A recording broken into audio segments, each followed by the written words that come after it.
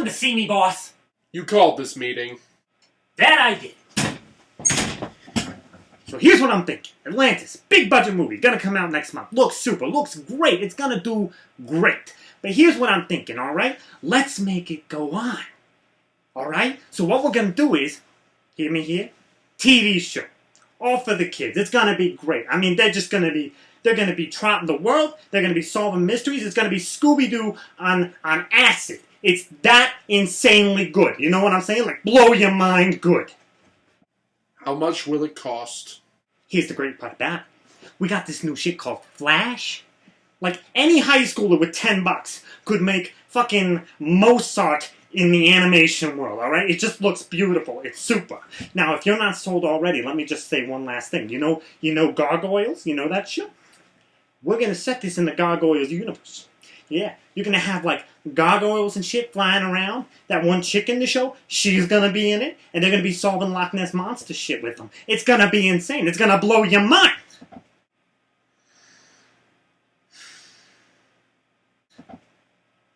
Yeah. Alright, get to work. Super, Mr. Bossman. You won't be disappointed. I swear, I'm gonna do great. I'm gonna do great things with this. You'll see. You'll all see.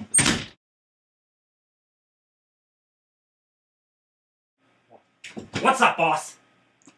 Sit down. Alright. About the TV series. What TV series? Atlantis. Oh, Atlantis. I love that show. I'm doing great work on it. It's turning out magnificently, might I say. How many episodes have you worked on?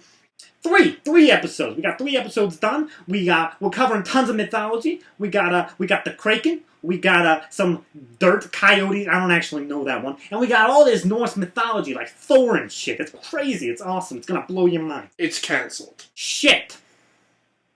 Damn it. I have kids.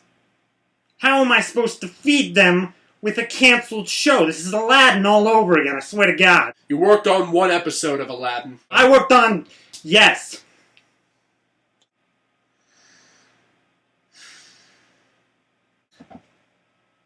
Yeah. What can you do with it? Look, the 3 episodes don't really share a plot, alright? We were gonna wrap that all up in the season finale. It was gonna blow your mind. It was gonna be cool. We'll give you $50 to turn it into a movie. I'll give you 2 more grams. Alright, fine, I'll do it. And you won't be sorry. You'll see it's gonna be the greatest Atlantis film you've ever seen. Better than the original. Yeah! Yeah! Yeah, that's probably how it happened. Yeah, probably. So yeah, we watched a movie today. Kinda. Atlantis, Milo's Return. Milo's Return. Where is he returning to and or from? I don't know. I don't know, nor do I care. No. So, it shouldn't exist. Atlantis Milo's Return Yes. is the result of an aborted TV series based off of the Atlantis movie.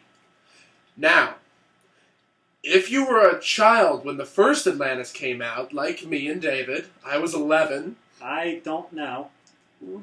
10-ish. No, that's off. No, you're a few years off. Yeah, okay. But, besides, whatnot, it was a great movie when it came out. I'm still surprised it actually had such negative critical response in the first place, because I still love the movie. It looked beautiful. The plot was good. Everything was very good about it. Even to a kid, I was like, damn, this is good. I mean, the funny thing is they showed it to us every single time we were, like, kept in from recess and whatnot. It was either that or Remember the Titans. I was going to say, you had a better school experience than me. Yeah. I don't know. Depends.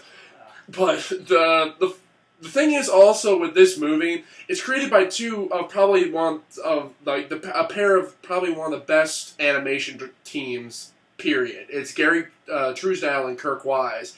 They also did The Hunchback of Notre Dame, which is my favorite Disney film. Okay. And they also did Beauty and the Beast. Okay. Oscar nom. Yeah, the first animated film ever to be nominated for Best Picture. These guys knew how to fucking make a movie. Tragically enough, neither one of them have been paired up since then, and also they really haven't done a whole lot since then. Mainly because Atlantis was a flop. It was a flop. The movie itself cost over $100 million, I believe. Which is impressive, but then again, at the same time, when you watch Atlantis, you can definitely see where the money went. The money was not frivoled away. It was spent wisely. Money went to beauty. Now, This movie. this. As that thing said, Flash animation. Yeah, totally. We shouldn't have to explain more about why this is wrong. Yeah. Gargoyles wasn't even done in Flash animation. That's the reason why it lasted. To be fair, we don't know. We don't know. Flash animation. We don't, but it fucking looks like it. We really think. We do. I mean, and also especially when you try to compare, especially when we're watching movies that are solely like just the movies by themselves, we try not to compare them to any other things, especially if it's a sequel. But the thing is, though, Atlantis is so ingrained in our minds that every frame that this movie was playing, we knew how much of a downgrade it was from the original. It is so. Perfect example. There was a scene where they had the Guardian things open their arms up and put up the big shield thing so that they could. I'll explain later. But there was that exact scene in the Atlantis movie. You can tell the difference. In the movie, it was fucking epic. There was shields going up and lava crashing. Lava was like flooding over everything. It was amazing. Ah! And in this one, meh, shield. Wow. As you can tell, I think we're more animated than the movie. Yeah, yeah, that's about right. Oh, and this is the funny thing is, when the first time you see the very beginning of the movie, the first time you see the very beginning frames of the movie, you see Kira flying along the lava and whatnot. You see things in the lava which were not in the original and whatnot. There's so much animal life that was not in the original that's in this one. They needed to introduce a spunky animal sidekick, which we'll get to. Yeah, we'll get to it. Actually, you know what? Hold on. Can I just do plot right now? You go do plot. Okay, yeah. One plot, real quick. Okay, so essentially it follows the fact that the people from the first thing come back and meet up with Milo saying, shit's been going down up on a Norwegian coast or something like that, and they think it's some Atlantean technology that's gone rogue, like that Leviathan monster that was totally beast from the first one. Yeah. So then they go and find out that it's not that, but instead it's a kraken, not a kraken, mind you, a kraken that is... even though they properly pronounce it in the very beginning. Yeah, they're mind-controlling the town to get him stuff. And then Kira just kind of sticks around on the surface with them because reasons. And plot. They then do something in the northwest of America, not the northwest, the southwest. Southwest of America. And find some Atlantean shit there. And then they also go to Iceland with Norse mythology shit, and they find some Atlantean technology there. And then they go back to Atlantis, and they say, I've learned so much about your culture that we should not keep Atlantis secret. And they rise it up out of the ground, and happy shit happens. Almost didn't make that one, because there are 3 fucking plots to this movie. Because it's a fucking trilogy of episodes. This is what happens when you... Alright, now the thing is, usually, when you think that a television show would be able to turn into a good movie and whatnot, very rarely does it happen. Sometimes you get, David Lynch and Mulholland Drive, which is one of my favorite films. Other times you get fucking this. And it's obvious that this is obviously 3 episodes stitched together because... It's not even segued. There's no segue. The first episode is segued into, which I don't think it even had to be segued into. It was just kind of like, here's how we introduce the series. Milo's back. That's it. Movie stuff. And then Atlantis. From the first one, which was Kraken, and the second one, which was the Dirt Devil shit. It's Native American spirits and all that jazz. Yeah, I don't know. Dirt Devils. I know a lot about Norse mythology. I know Pirates of the Caribbean amount of Kraken. I don't know Native American. I mean, the Kraken comes from Greek mythology, yes, and we get that. I understand that. So anyway, they fold into between these episodes because the Doctor character apparently found some little thing that had some Atlantean markings on it. Atlantean markings being a swirl, because no culture has ever utilized a swirl besides Atlantis. If you ever see a swirl, it's Atlantis. Yeah. Always. Oh, and the funny thing is, though, like, they have, how the Atlantis A in the title is done that way? It's just the 2 lines at the cross. Yeah, I mean, it's supposed to be the Greek A. It's on everything of theirs. It's on their trucks. It's on their planes. They're like the next A-team. Ha, ha, ha, ha. But the thing is, on top of that, that was never established in the first movie. Since when the fuck did they start using that? Also, this is the interesting bit. Besides the fact that when Kira comes and meets Milo in the very beginning, and obviously they're just like warping a 2D image that it's so obvious that it's so bad. But the thing is, when all of the characters from the original come back to them in Atlantis, they're all there in like 5 fucking seconds. I'm like, didn't it take half the movie last time to get there? Yeah, and the other thing was, it was like planes and shit. Now, here's the thing, and I thought about this. I didn't mention it to you, but I thought about it in the meantime.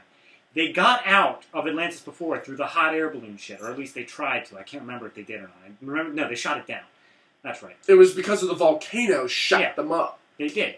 But that volcano still fired, which means the top was still open, which means as long as they remembered where they came out of, they could just be like, okay, let's just dig here and then we'll fly in afterwards. Yeah, I can kind of buy that, but at the same time... It's still bullshit. It's still bullshit. It's still bullshit. And also, all of the fucking things that they put in place to protect them is for naught now. They didn't even have any problem getting there. They're just smiling and flying. Hey guys, we had a great trip. We saw a taco vendor. My crystal makes me feel 20 years younger, which is still pretty old. That's a thing we might get to later. But, their crystal immortality thing. Yeah, we'll get to that, the fucked up shit with the timeline. Okay, so... and then between the second and third episodes, they don't even have like a little thing. They're just like, hey, so apparently while you were gone, someone stole this ancient spear off my wall that I didn't know was Atlantean, but now Odin now owns it. It's basically... It's basically classic formulaic segue shit in the television shows. That's what I was saying. It's the stuff that happens when the commercials are on. The Scooby-Doo shit. It is. They just show up and then things are there. And the thing is, though, it's exactly like... Because they have I don't even know the fucking dog's name. It's apparently a lava dog. It's Arby. It's like Arby? Yeah, it grows actually into a lava whale. Like, they showed whales and this thing next to each other, which implied a growing into sort of thing. Well, actually, I think that they're all like that, but the thing is, one of them turned over and you saw it had 6 legs. Exactly, which makes me think that it's a growing into, which you shouldn't call it a lava dog, you should call it a lava whale. I know that's confusing. It's a baby, but I don't give a fuck. It eats rocks. Actually, it eats basically anything, really. Yeah. Alright, let's do characters then. We're done with plot. Fuck the plot. It's boring. There's the little plots, and we already told you. They're television plots. That's it. Yeah, it's not a movie plot. It's 3 television plots. And it's not like a lot of television nowadays where they have the great overarching story of the whole show. This is a children's show where it's like, episodic. You didn't tune in last week? Who cares? It doesn't fucking matter. You can tune into this wherever. To make a comparison like Breaking Bad, you need to follow that shit from the beginning to have everything. From the very first episode. Beginning. Because sometimes they'll pull shit back and you're like, I'm sorry, I missed that episode. What is that? Yeah. Also, watch Sunday. But Every Sunday. 9 p.m. AMC. But sponsor us. But this... Alright, characters. Let's start with Milo. They're not even the characters from the original. They're cutouts of those characters. They're caricatures of... Which is ridiculous if you're thinking about animation. They're caricatures of the original characters in the original movie. Essentially everything, each of the characters in a movie. When you have a movie, you try to make more complex characters. People have different motives. People have different reasons. You have a set block of time that you're able to develop these characters and have them go through a story, so you need to be able to make sure they're flushed out. Exactly. But when you have an episodic series, in an arcing series, you can spend as long as you want making these characters super awesome. Yeah, you got a full season to really flush out the characters. As we said in Beneath the Darkness review, we didn't care for Fred because Fred didn't have personality. It's because it's episodic, so you didn't flesh out your characters. You're just like, what you see is what you get, there you go, enjoy. Yep. That's what happened here. But they had to take the complex motives and drives of the different characters and just kind of throw them down and compress them into a tiny, okay, she's smart, he's dumb, she's kind of mean. He eats dirt, which is... Well, yeah. Alright, let's just tell about that mole. Alright, okay, you remember in the one scene... Dr. Moliere something or other. Yeah, it's I don't know. But it was like, we just know him as Mole. Oh. But the thing is, though, like, you remember in the original movie where when he first meets Milo and he pulls that piece of dirt out from underneath his fingernail and he looks at it and he figures out what's in there and then all of a sudden he tastes it. He's like, linguist. Yes. You are a linguist. Apparently that's turned into a running joke here where he constantly eats dirt. He's eating dirt, rocks, he's just going... He's eating pottery at one point. He's like, what's like a bite time? Obviously came from the South Moroccan desert. I mean, the whole thing in the original movie that was supposed to be the running joke was the fact that he was fucking dirty. Yeah. Like a mole. And they still somewhat touch that, but they're just more like, it's funnier if he does the thing that the lava dog does. Yeah, because they're both Shaggy and Scooby. God, this is the funniest thing in the world. Do you know why Scooby-Doo didn't win awards? It's because it was so formulaic. The reason it worked is because it was the first one of its kind to do it. Mm-hmm. However, when you're in 2003, and you're still doing this, maybe it's time to update the formula a little bit. It doesn't matter if it's for kids. Just do it.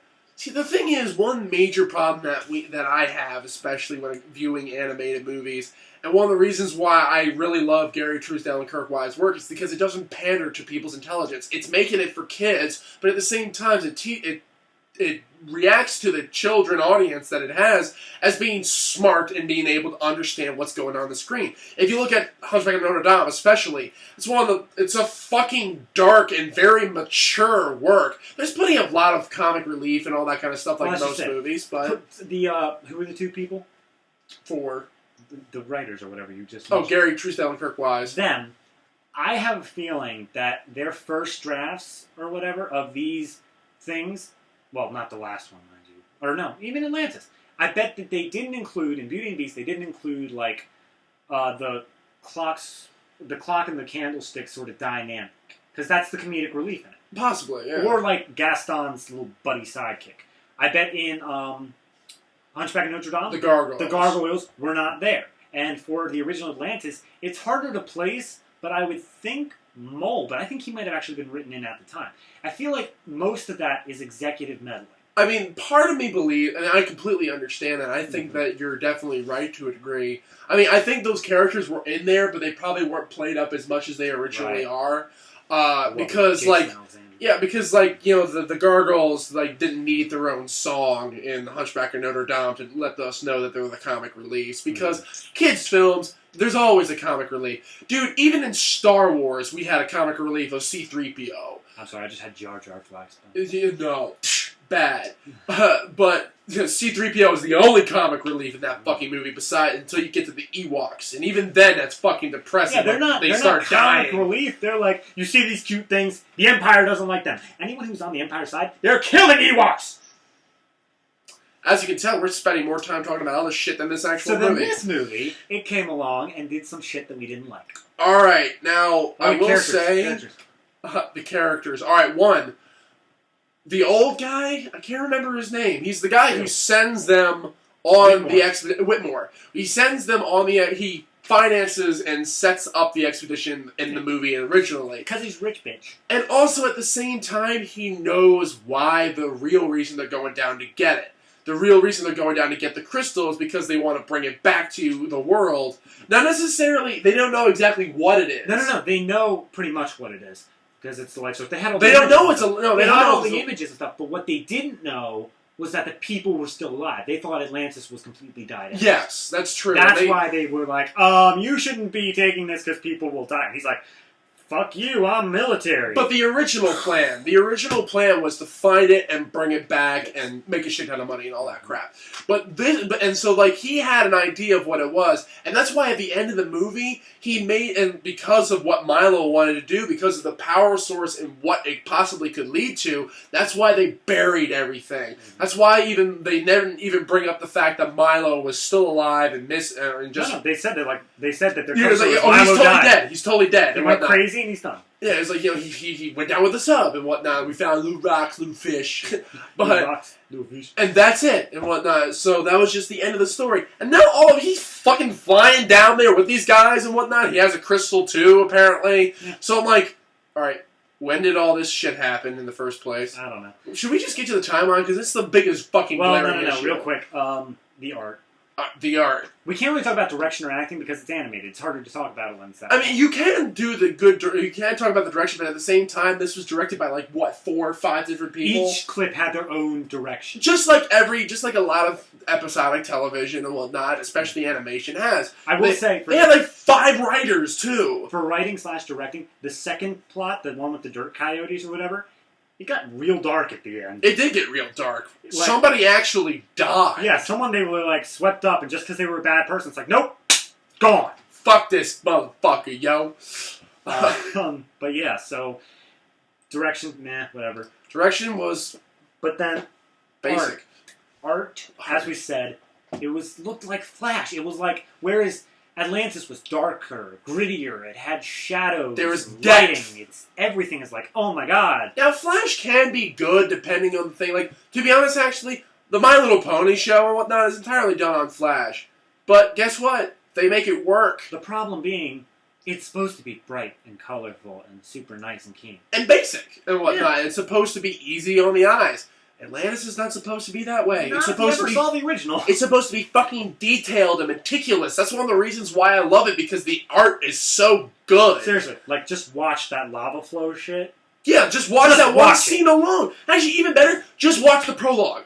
Just watch the prologue. God, the prologue. Just the giant wave and all the ships coming. Oh, it's so good. You had a giant light beam coming down, like the bomb or whatever it was. Yeah, and actually the funny thing is, even with the people themselves, you could tell the wind was blowing because their hair, individual hairs were blowing everywhere. It was good effort. Money was put into this. As opposed to this guy who's just like, all right, let me hear the soundtrack. All right, mouth open, mouth closed. Mouth oh open, yeah, even they didn't even get that. Closed. They didn't even get that half right half the time, because there were sometimes it was like talking and the voice was not, you know, we kind of.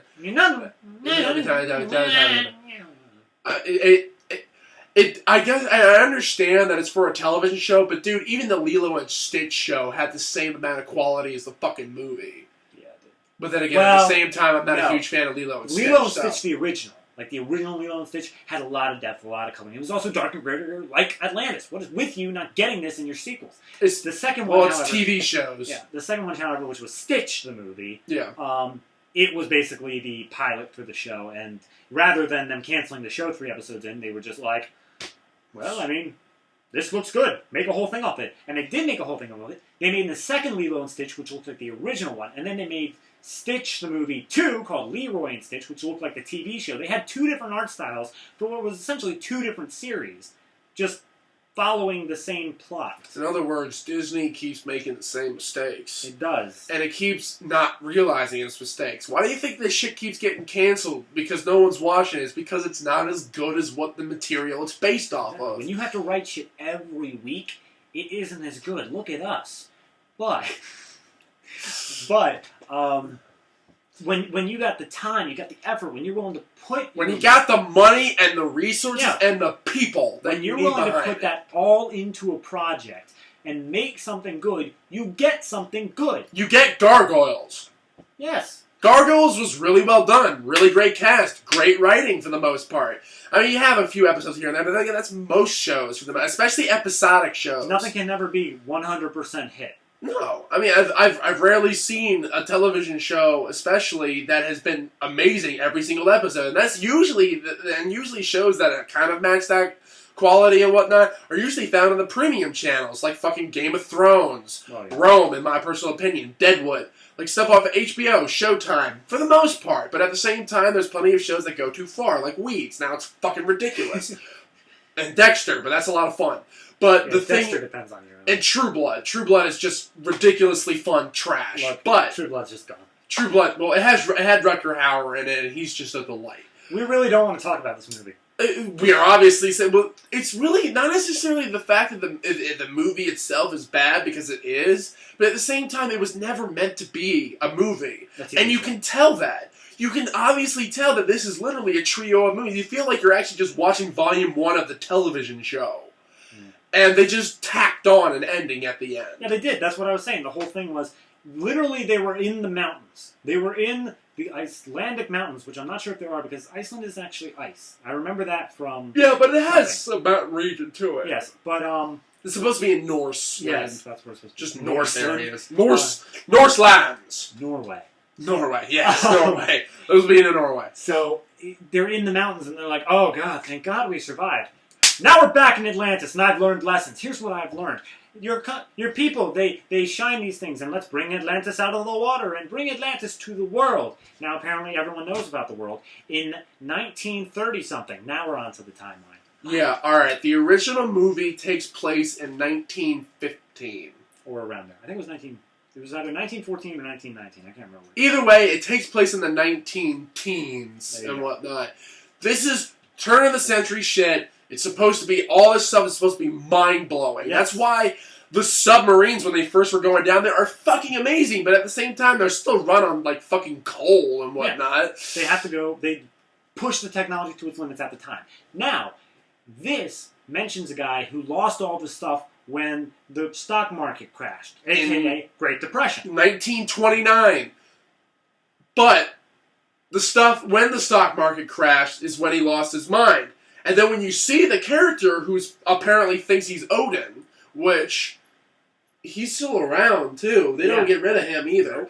So the thing is, he's an old guy. So you've got a feeling that even more, at least another 10 years have passed. Maybe not 10. We'll just lower it to 5, just for the sake of it. So that means 15 years have passed since the intro of the movie. You can just call that continuity errors on the part of the showmakers, who just said, oh, it just takes place in this era, so we'll just say stock market, whatever.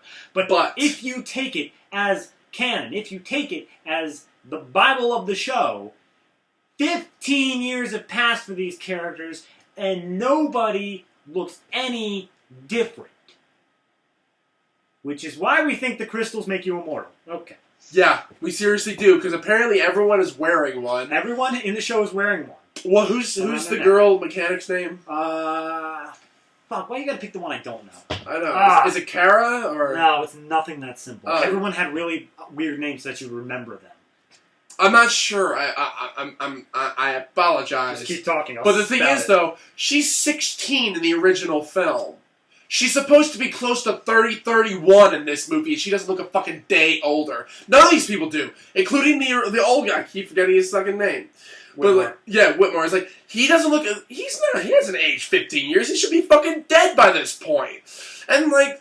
Alright, one thing is, too, if apparently this is older, Milo has gotten way stupider with time. Because remember in the original film, not only was he a linguist, and he also knew everything it seemed to know about the Atlantis myth whatsoever, he also knew a shit ton of languages. He also was very, like, experienced with mechanics, with, he was useful in other means of just more than just the logic and whatnot. Now, he doesn't fucking do shit. No. He even forgets half the shit that he knows until, oh yeah, this means wind spirit and whatnot. I'm like, how did you not know that? You're a fucking linguist? Yeah, you studied all this shit in your basement of the Smithsonian. Yeah. I understand. If it's been 15 years, you lose some shit. Especially if he's been in Atlantis for 15 years, and also, when it comes down to languages especially, if you don't use it, you lose it. Mm-hmm. So, like, I can get that. I can buy that. But at the same time, it doesn't excuse it. Also, the entire city is still rebuilding themselves. Yeah, it took them 15 years to rebuild it. All right, now, this is obviously signs that they just made a continuity error, but we're taking it as canon. I mean, I know it's taken like 12 years for us just to clear away and start rebuilding the World Trade Centers, but I'll tell you one thing. If all these people have this fucking technology that they do, which is beyond belief, it shouldn't take them a decade and a half to rebuild a solitary city. They had a thing where they were using, like, pulleys and shit to get this nose onto a statue, and then the guy just pulls out his knife and goes, yep, and he's like, apparently the crystals are also sonic screwdrivers from Doctor Who. Oh, maybe that's where the power where Doctor Who gets it. It's from the Atlantean crystals and whatnot. But, alright. Final thought. This is one thought that I came up with about the end of this timeline. If this movie is taking place in 1929 or later, so in the mid-1930s, and all of a sudden this power rises from the ocean with superior technology, fighting forces that we can't conceive, is this a metaphor for Nazi Germany? I mean, it is done by Disney, so they are run by Nazis, but... Well, I can't imagine we're going to get any hate for that one. So, Nazi Germany is Atlantis. That was the metaphor the whole time. Since the original film, that's what they were going for. We hope you learned something today. Was the big strapping soldier guy? Yeah, he was the American. Was he American or was he fucking dude, German? He was American. What he was trying to do was take out Nazi Germany before it even started. Actually, the funny thing is, he was the World War I veteran. I don't remember her name, but like the woman, his co-conspirator and whatnot. I just call her Scarlett Johansson. She basically is, but didn't she have blonde hair, blue eyes? Yeah, wasn't she a fucking Aryan? I mean, like, no, see the thing. Whatever it might happen to be. You see, the problem when it comes to bad movies is either you try to forget it as quickly as possible, or you're trying to dig deeper to try to find something meaningful. This is that second one. We're trying to dig so deep that we're like, maybe it's all these terrible things. It's like, no, it's just a bad movie. So much shit of this doesn't make logical sense, especially the animation style makes things so confusing sometimes. Oh, it did. And also, there's this one shot. Yeah, there's this one shot of just, fuck. Whoever the explosives guy is. I'm sorry, we should stop. I think his name is Dmitri. I'm not sure. Well, he's Russian. Little rocks, little fish. But there's this one shot of his face. He's just hanging from a cliff. He's just staring right at the camera. Bol said something just incredibly stupid. It's about eclairs. It's like, maybe you should stop eating eclairs. I eat it for the cream filling. And then you just see the guy's face. For like 3 frames or whatnot, then it just cuts away. Cuts away, and we're just like, what was that? He is not amused. He is much not amused. Oh, God. So, yeah, that was a thing. Okay, so, can you think of anything else to talk about that actually matters? I guess not. I mean, just... It's baffling that this was even made in the first place. I mean, if it was such... I mean, the thing is, though, this also came out in 2003. And the original movie came out in 2001. And apparently the show was canceled and turned into a full-length movie. Before it even came out? Before it came out. So they were sitting on this movie for 2 years before they decided to release it. That's assuming that they were like, Atlantis, gonna be huge, let's make this shit right away. Which is what we thought in our... Which would make the most dream sense. Sequence. Yeah, which we think that would make the most amount of sense. I don't think you would greenlight something until you saw the box office return. Yeah. I mean, you would think, anyway. I mean, they did that with Aladdin. I mean, they did that with a handful of shows, but then at the same time, they did that with a handful of shows. Yeah, it didn't work. It just didn't work. All right, so is that your final thoughts? Or you got more? That's about it. That's it? That's it. Okay, for my final thoughts, just in regards to this particular thing, if you adored the original for its character development, or its characters in general, its art style, its story, and the way it just engulfed the viewer... Basically the movie entirely. Don't watch this. If you watch the original because it's a good kid's film, because your children liked it a little bit, but it just has a bit too much of the possible death and meaningful scenarios, switch them over to this. You'll enjoy it more. But also, fuck you. So yeah, it's not the greatest thing I've ever seen. It's not certainly the worst thing we've ever seen. No. To be honest, actually, it's definitely something that actually didn't feel its length. We giggled. We did giggle at a few. There were maybe like 2 or 3 good lines throughout the entirety of it. Good job, someone writers. You did okay. Yeah. But yeah. So yeah, that's Atlantis. Apparently, yeah. Sorry. Apparently, Atlantis though. This is the thing I just couldn't get over. They're ingrained. They're ingrained throughout every aspect of modern and every culture before modern society. Just everywhere. Statues, pots, just spears, everything. Technology. Is Atlantean. Everything. Basically, it's almost like it's saying that the world entire... The universe. The universe as we know it was entirely because of Atlantis. Yes. Everything is Atlantean. Everything can be traced back to Atlantis. In fact, no. Just bear with me here. Oh!